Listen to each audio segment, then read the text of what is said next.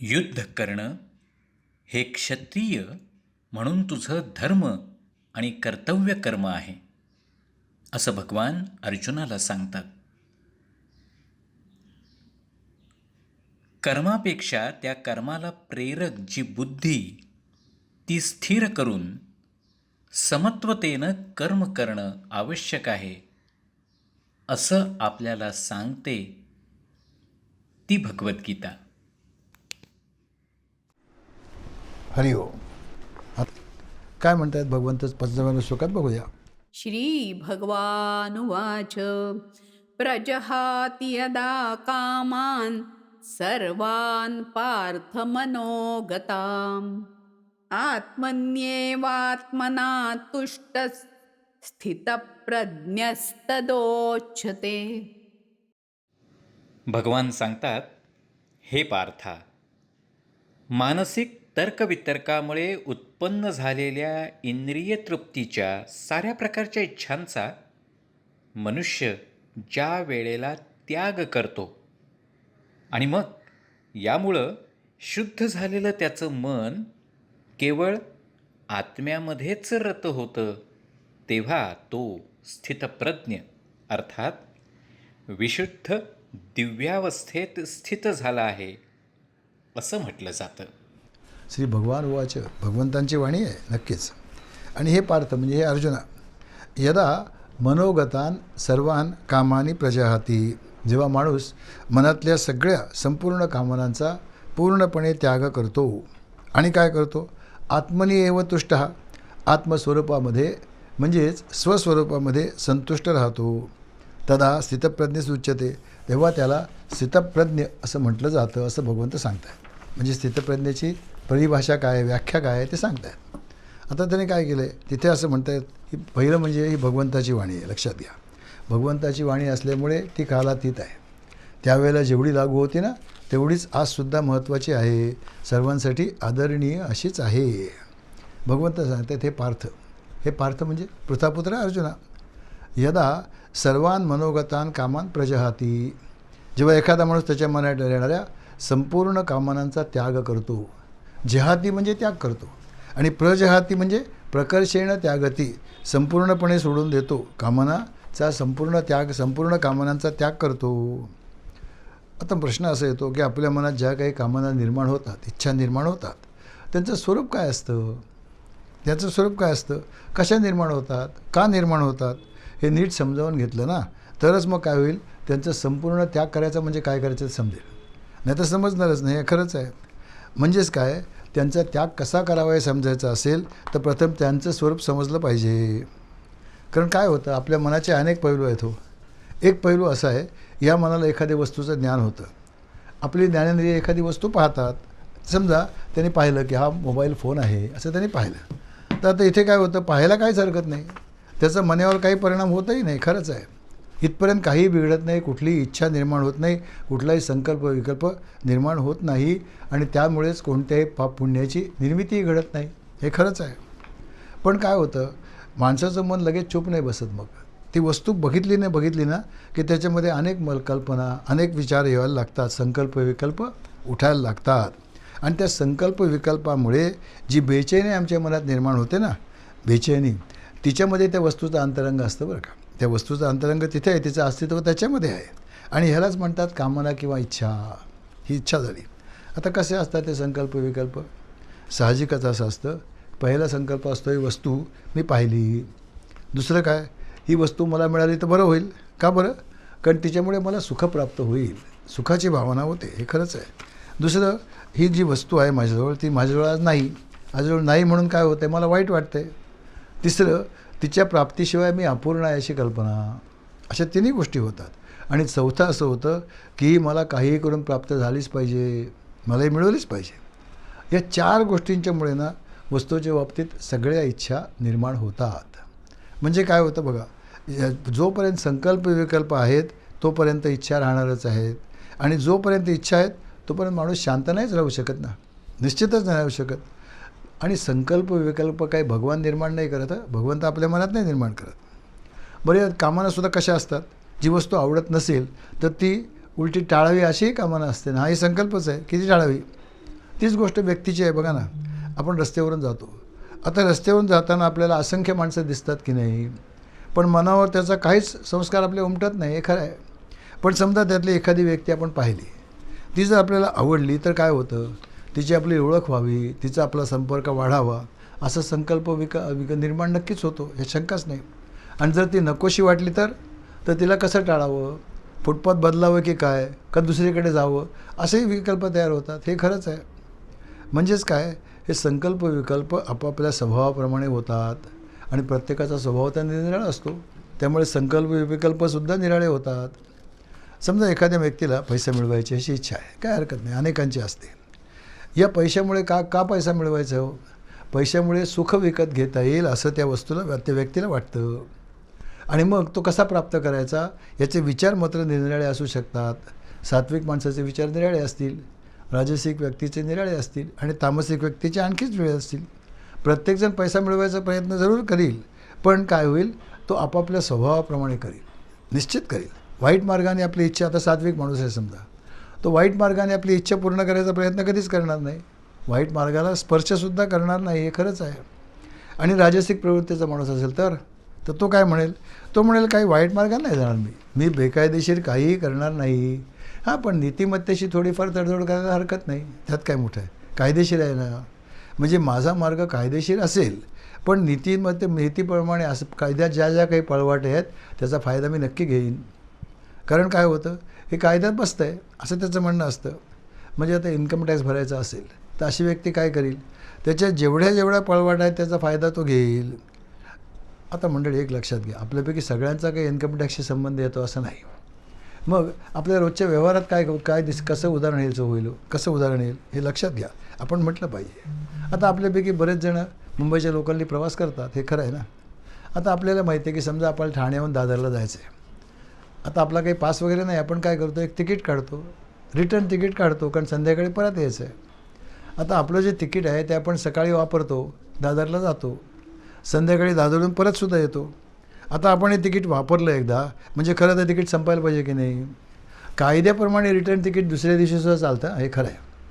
म्हणून मग अशा माणसाला जर दुसऱ्या दिवशी जायचं असेल तर तो काय करतो माहिती आहे, फक्त सिंगल तिकीट काढतो जायचं, आणि येताना तेच रिटर्न तिकीट परत वापरतो. कायद्याने काही चुकलं काहीच नाही, निश्चित नाही, नक्कीच आहे. पण नीतीला धरून आहे का, कारण आपण ते तिकीट ऑलरेडी वापरलं एकदा, हे परत वापरणं योग्य नाही, हे खरंच आहे. अशी राजसिक माणसाची ममता असते बरं, राजसिक माणसाची मानसिकता असते. याच्या संबंधात ना गोंदवलेकर महाराजांची ते एक गोष्ट सांगतात. काय होतं, एक माणूस होता, त्याची फार इच्छा होती की गोंदवलेकर महाराजांना एकदा पाहावं, त्यांच्या काळामध्ये, जुना काळ आहे, पाहावं अशी इच्छा होती.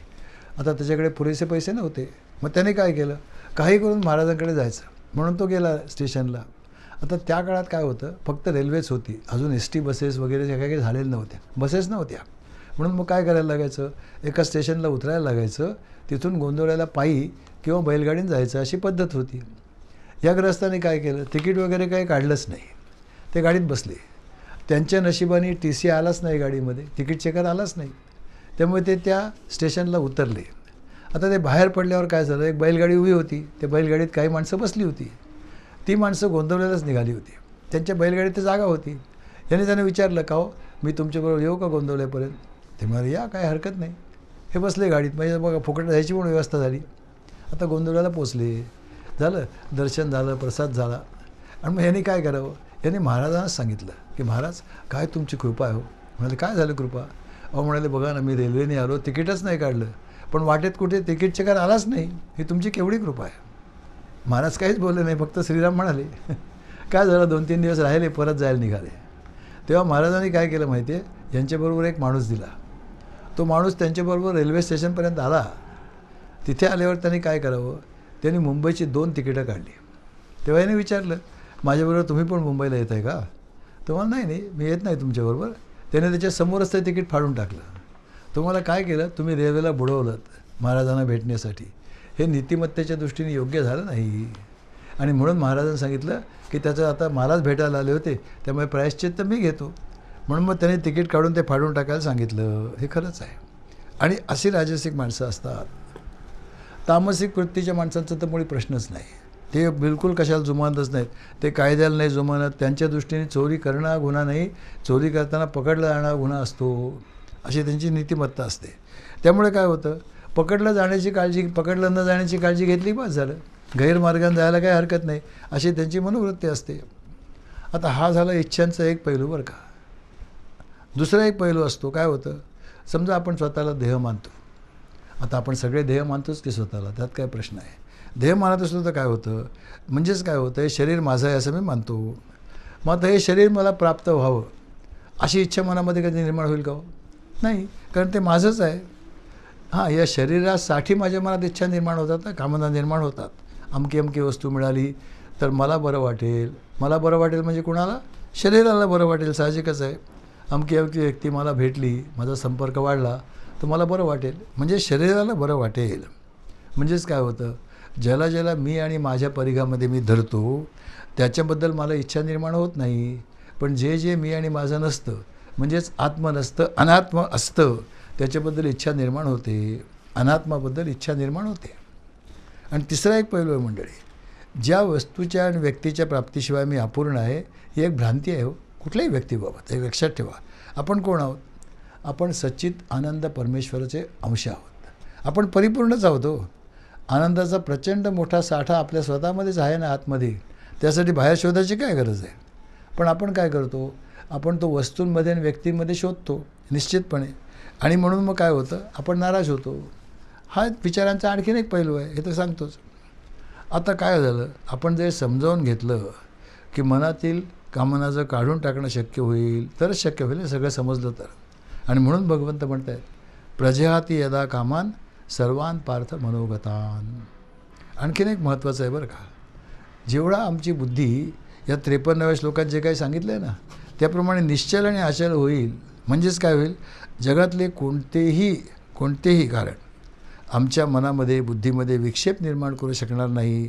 अशी निश्चल आणि अचल बुद्धी असली तर काय होईल, ती स्वस्वरूपाच्या चिंतनामध्ये, परमात्मा स्वरूपाच्या चिंतनात पूर्णपणे रंगलेली असेल तरच मग काय होईल, तिच्यामध्ये कोणतीही वस्तू किंवा व्यक्ती कोणताही संकल्प, विकल्प किंवा इच्छा निर्माण करू शकणार नाही. ते नक्कीच आहे.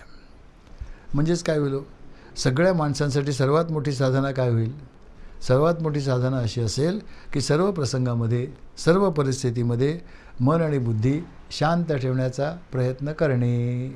ते फार महत्त्वाचं आहे. म्हणजे काय होईल, मग जीवनात मन ज्याने जे विक्षेप होईल असा प्रसंग निर्माण झाला की तो आपला परीक्षेचा क्षण आहे असं मानायचं. परीक्षेचा क्षण आहे असं पक्का समजायचं. जसं बघा, समजा आपल्याला एखाद्या परीक्षेत यश मिळवायचं आहे, काय करावं लागतं हो, भरपूर अभ्यास करावा लागतो. अभ्यास तर नक्कीच करावा लागतो, त्यात शंकाच नाही. पण आणखीन एक महत्त्वाचं आहे ना, परीक्षेला बसावं लागतं ना.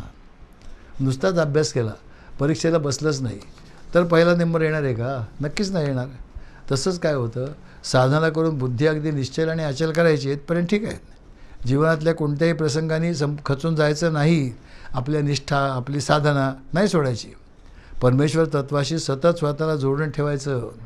पण महत्त्वाचं म्हणजे प्रसंगापासून पळून जायचं नाही. काय करायचं, आहे ती जी परिस्थिती आहे ना, हा आपला परीक्षेचा क्षण आला असं समजायचं आणि मग त्याला तोंड द्यायचं, बलाने तोंड द्यायचं, निश्चयाने तोंड द्यायचं. तरच कामनांवर आणि इच्छांवर विजय मिळवता येतो. नाही तर नाही येत बरं का. मनात कोणती इच्छा नाही असं गाढ झोपेतसुद्धा होतं की कधी मनात गाढ झोपेत कुठे मनात इच्छा असते. म्हणून मग काय करायचं, 24 तास झोपून राहायचं का? नाही, भगवंत सांगतात ते शक्य नाही आणि खरंच आहे. मग काय करायचं, ते म्हणतात आत्मनी आत्मएव तुष्टः. आत्मनी आत्मनेव तुष्टः म्हणजे काय झालं, ज्यांनी स्वस्वरूपाचा म्हणजे स्वतःच्या स्वरूपाचा आनंद म्हणजेच परमात्मा प्राप्तीचा आनंद प्राप्त केला ना, तो मग जगातली कोणतीही वस्तू काय, व्यक्ती काय यांच्या मागे सुखासाठी धावणार नाही. का बरं? कारण त्याला सुखाचा ठेवा सापडला, त्याला स्वतःजवळ सुखाचा ठेवा सापडला. आणि म्हणून ते म्हणतात आत्मनी आत्मनास तुष्टः. आता या तुष्टतेमध्ये 3 गोष्टी अंतर्भूत असतात बघा. याला म्हणतात आत्मरती, आत्मसंतुष्टी आणि आत्मतृप्ती. आत्मतृप्ती काय होतं, जो माणूस सतत कुणाच्या सहवासासाठी असलेला असतो, एकटा राहूच शकत नाही. घरात एकटं राहणंसुद्धा ज्याला जमत नाही, अगदी एकटा असलं तर काय करील, सारखा टी व्ही तरी लावेल, कोणाला तरी फोन तरी करील, काहीतरी करेल. असं जे असतं ना सामान्य माणसाचं, तो आत्मरती होऊ शकत नाही. त्याला कोणीतरी रती होण्यासाठी म्हणजेच मन रमवण्यासाठी दुसरं कोणीतरी लागतं. मग आत्मरती कोणाला म्हणतायचं? जो स्वतःमध्येच रमलेला आहे त्याला, ज्याला स्वतःमध्येच रमता येतं त्याला, सहवासासाठी जो इतर कोणावरही अवलंबून नाही, त्याला म्हणायचं आत्मरती. संतुष्टी कशामुळे होते? संतुष्टी होते वस्तू प्राप्त मिळाल्यामुळे. म्हणजे भरपूर पैसे मिळाले, राहायला मोठी जागा मिळाली, संतुष्ट झालो. मुलाला चांगली मोठ्या पगाराची नोकरी लागली, काय झालं? संतुष्ट झालो. ही आहे संतुष्टी निश्चितच. आणि मग तृप्ती कशामुळे होते? तृप्ती होते एखाद्या गोष्टीचा भोग मिळाला की. जेवण पोटभर झालो, आम्ही काय झालं? तृप्त झालो. आता या सगळ्या तिन्ही गोष्टी ज्या आहेत ना, त्या स्वस्वरूपापाशी जो माणूस रममाण झाला आहे त्याला आपोआप प्राप्त होतात. त्यासाठी त्याला इतरांच्या सहवासाची, प्राप्तीची किंवा भोगाची कुठलीही इच्छा राहत नाही. स्थितप्रज्ञ सदोच्यते. अशा व्यक्तीची श्रद्धा आणि बुद्धी सर्व प्रसंगामध्ये स्थिर राहू शकते असं भगवंत सांगत आहेत. मंडळी, श्लोक महत्त्वाचा आहे. याच्यावर अजून बराच विचार करायचा आहे. तो आपण अर्थातच पुढच्या प्रवचनात करूया. हरिओम.